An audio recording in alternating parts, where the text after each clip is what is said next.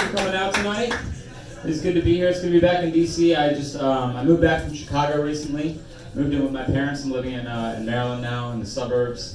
Very white neighborhood I live in. Like, I live in the whitest neighborhood. My neighborhood is so white, I went to our local bar recently, and on my way in, 4 people tried to high-five me. And 3 of them we had to redo because we fucked it up the first time. It was too white. My neighbors, they already have Halloween decorations up and shit, and that makes sense. Like, I think Halloween is more fun if you are white, you know, because white people, we have haunted houses. I think only my white friends like haunted houses. I think haunted houses are the ultimate white privilege. You know, when you think about it, haunted houses are just white people living such safe, comfortable lives that we have to pay people to threaten us, like, to feel some sort of oppression. We pay people to jump out of the bushes with a knife, like, and you're like, oh my god, your friend's like, it's okay, they can't touch you, you signed the waiver, and you're like, woo!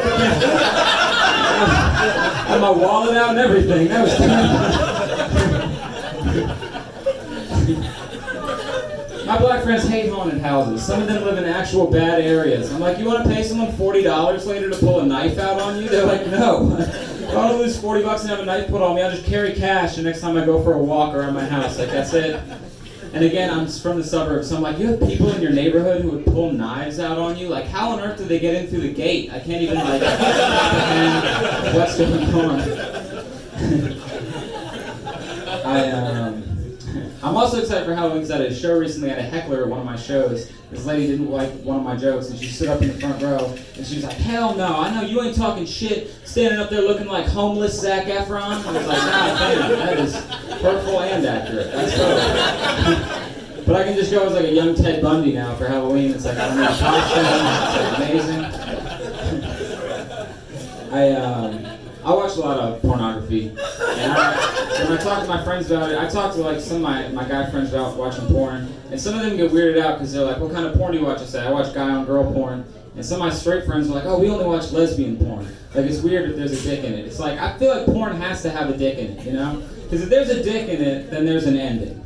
Right? Like, lesbian porn looks like they're just trying shit for 45 minutes and then just give up. I think every lesbian porno should end with to be continued. Like, where do we end? But you have to be careful watching like regular porn with dicks in it, because then you start comparing your dick to like that shit. It's like so sad. And I measured my dick recently, officially for the first time. And guys, if you haven't measured your dick before, take my advice. Do not use a ruler the first time. Okay? Use a dollar bill as a scale, because a dollar bill is a little bit over 6 inches. That way, if you're not at the end of the dollar bill, you know, maybe you don't want to use a ruler. Maybe you just want to estimate where you're at and round up. And no one's going to call you on it, you know, as long as you're in the ballpark.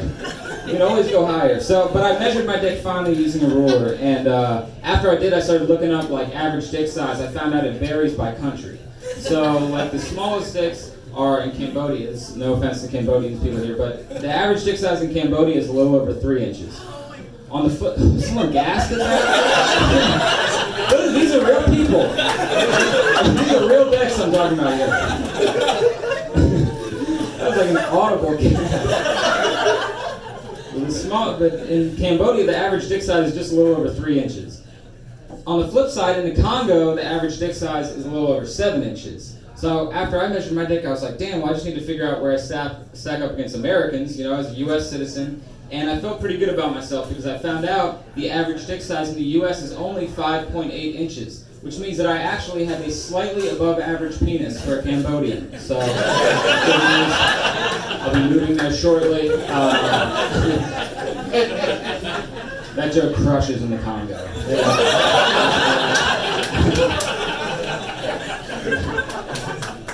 How do you guys feel about Chick-fil-A? You like Chick-fil-A?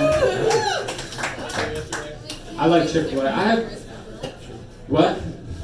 You're talking... Are you talking to something in Europe or there? Okay. I'm saying we can't do with the management, but we like the Right, food. but we like the sandwiches. And my friends are like, oh, Chick-fil-A is so hateful. It's like, I think the hate gives the chicken flavor. It's like... It's like anger in the cooking. Yeah. This is me playing white devil's advocate. But I don't know. I don't like the argument that Chick-fil-A is homophobic. A lot of my coworkers say that they're like, oh, I don't go to Chick-fil-A, it's homophobic. It's like, do you really think the drive-thru workers at Popeyes are like really progressive towards the LGBT community. Like if you roll up to Popeyes with a gay accent, like I'd like a chicken sandwich, they'll be like, fuck out of here with that gay shit. At least Chick-fil-A will be nice about it. They'll be like, God is watching, you will face eternal hellfire, God bless you, sir. That's easier to deal with, you know? I don't know. I'm trying to stay positive these days. I'm trying to focus on the bright side of things in life. I think that's important. What you're sharing secrets? What's going on? Like you're not in the front row, and I'm like. That's fair. That's valid. Was it about the Chick-fil-A stuff? Mainly about the Chick-fil-A stuff. It was about somebody coming into my workplace and being like, "Do you want us to pray for any of you?" And the person wait, no, you can't do a bit in the middle of like. I thought it was a quick little thing. She's like doing her closer on me. Like, On the side was the answer to that. Okay, all right. Jesus. I'm sorry. I'm also sad. You asked your question, so I answered. Tell us why you're sad. I'm not. I don't have to say. Well, what I was gonna say before we talked about being sad was I'm trying to stay positive. And I'm trying to be better about being sad. And I'm trying to look on the bright side of things in life, which is important, you know. For sure. It's not a dialogue. But it's important. I'll stop. I think you have to focus on the positive things in life. Like my grandfather was recently diagnosed with Parkinson's disease for this joke, and I think that I'm kidding. He's dead, but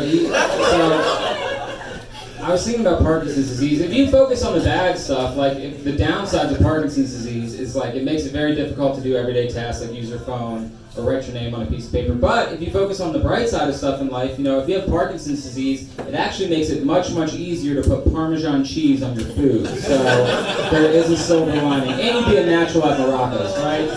It's the only disease where you just know an instrument immediately.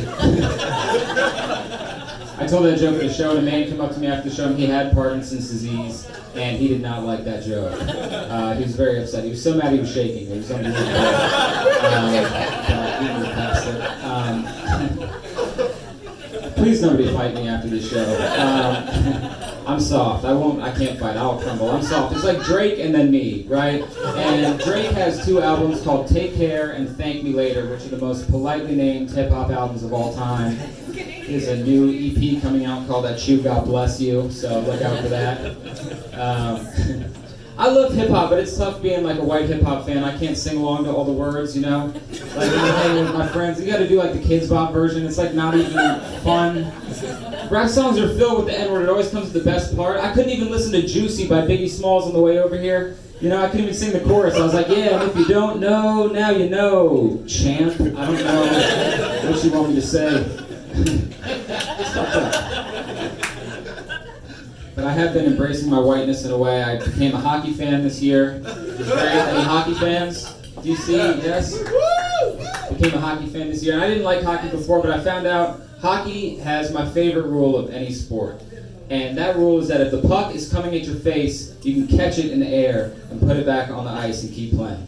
That's a great rule, because that's something they added on later. You know, they didn't have that rule when they started the game. They were like, here's our game. You're on ice, you get a stick, no hands, no feet. And some guy with like a black eye with no teeth was like, what if the puck is coming at your face? And they were like, sometimes hands, okay? Sometimes hands. What if it's too close to the other 6? Sometimes hands, sometimes feet. Just be honest with yourselves. Let's have a fun game, you know? That's adaptable. It's much better than the guys who created soccer. Those guys just stuck with their first draft. They were like, here's our game. Feet only, no hands. And someone was like, what if the ball is coming at your face? And they were like, hit it with your face. I never liked soccer. I don't know. Hockey's cooler though, because hockey's like a manlier sport. There's all these people come from these like miserable places. Like weather-wise, you know, they come from like Siberia, like Chernobyl. The guy's got 2 heads. Like Russia. Russia's a miserable place. The only game named after Russia is Russian roulette. That means people were just sitting in Russia like, you know what'd be better than this? Let's play a game where we all just shoot ourselves in the fucking face and just get out of here.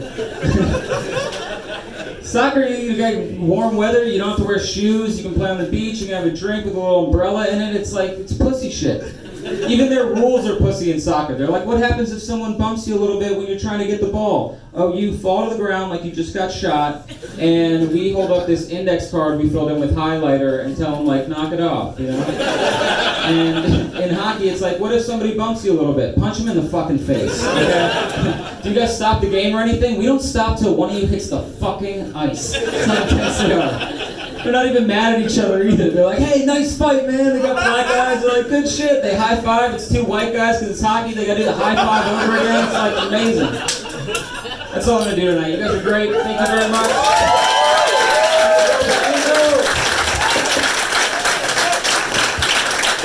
Thank you, Sullivan. Ladies and gentlemen. Right now, we got one more comic. It's the final comic of the evening. Everyone give it up for Justin Russell.